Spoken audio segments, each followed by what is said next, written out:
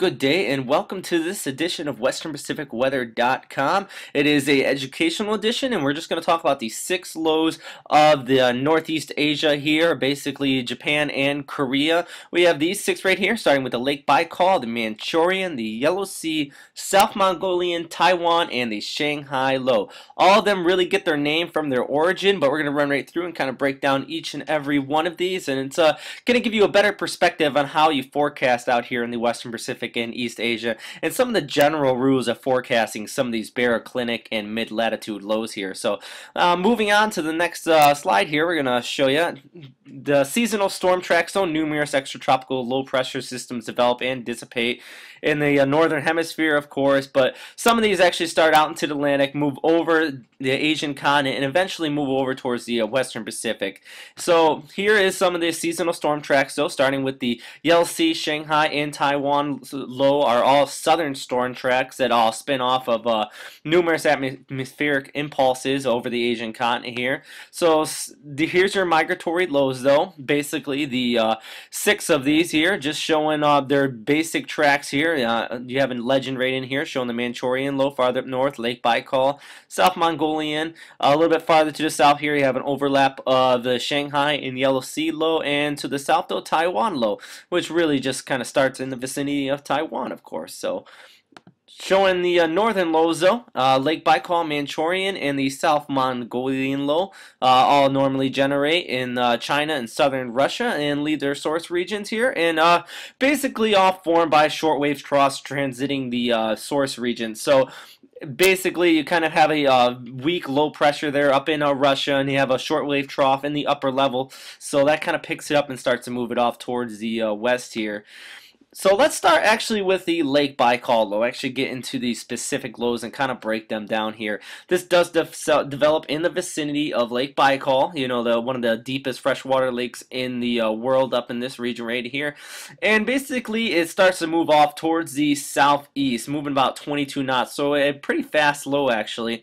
It tracks through the La Perouse Strait, though, eventually. Basically that is the strait here just north of Hokkaido, and really not really have too much weather associated with this low until it gets out into open waters here, basically just south of the Sea of Ashtok, and basically starts to occlude here.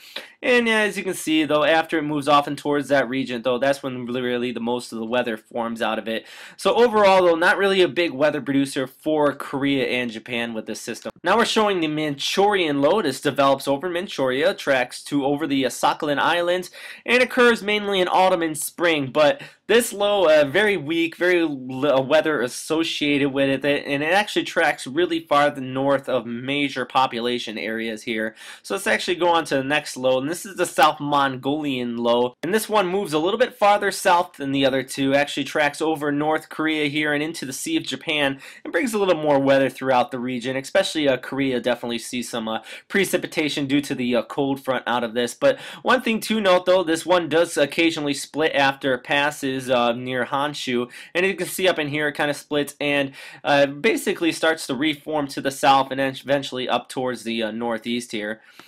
And on the next slide here, though, we start to see the southern lows basically form in central and southern China, tracked east into the Sea of Japan, and these lows can produce basically extensive weather. And these are your wetter lows and your ones that bring you more severe weather. The other ones basically form sometimes in the winter, but are much drier than these ones.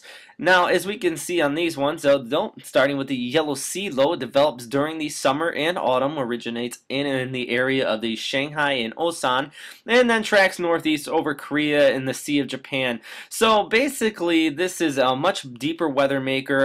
Can produce a double I low, as we noted with the last low. Basically, this breaks up over the Japanese Alps and occasionally sometimes can reform south of Honshu here. But this produces strong southwest wind over eastern Japan if no double I develops, and that really means that the tighter gradient is actually going to be right in this region. Now, if you do have a double I develop, basically that means that you're going to have a very wide gradient throughout here. So definitely one thing to note, if you see one of these systems moving off toward the northeast and you don't have that double low pressure center developing, you're really going to see a very tight gradient and much stronger wind.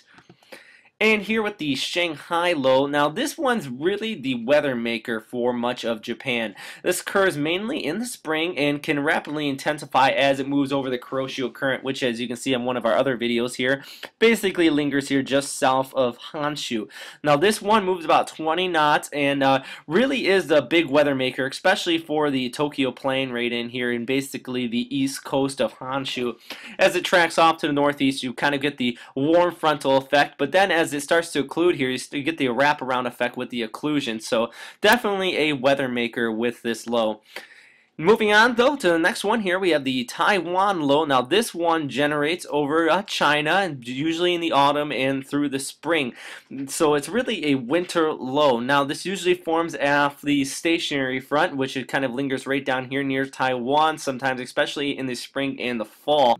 And if this low tracks north of 32 degrees north, you're going to expect widespread precipitation throughout much of Japan. So this can be a potent low if it develops strong enough and eventually moves off to the northeast. But one thing to note, though, this is that one of those lows that you really do tend to see develop off this stationary front that usually lingers here just south of Japan. So let's take some of this knowledge and put it into action here as we go on to the next slide here. Just basically showing all these lows. And if you want to just take your time, pause this, you can look through it. But let's just look at the last slide here showing basically where these lows are. So let's just do a quick recap. Lake Baikal, Manchurian, Shanghai, Yellow Sea, the Taiwan low, and the South Mongolian low. So now you know, if you ever hear me refer to these specific low pressure systems, you now know what I'm talking about. So I hope you all enjoyed this basically quick overview of all the lows here in the Western Pacific. So if you have any further questions or comments, always feel free to ask me.